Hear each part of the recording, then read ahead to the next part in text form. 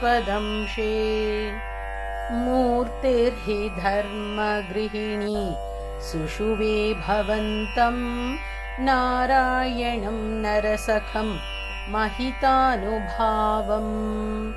यज्जन्मनि प्रमुदिताः कृततूर्यघोषाः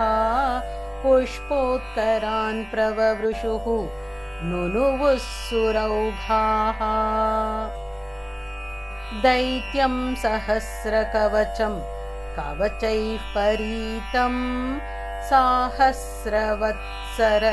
तपःसमराभिलव्यैः पर्यायनिर्मित तपःसमरौ भवन्तौ शिष्टैककङ्कटममुं न्यहतां सलीलम् अन्वाचरन्नुपदिशन्नपि मोक्षधर्मं त्वं भ्रातृमान् बदरिकाश्रममध्यवात्सीः शक्रोऽथ ते शमतपोबलनिस्सहात्मा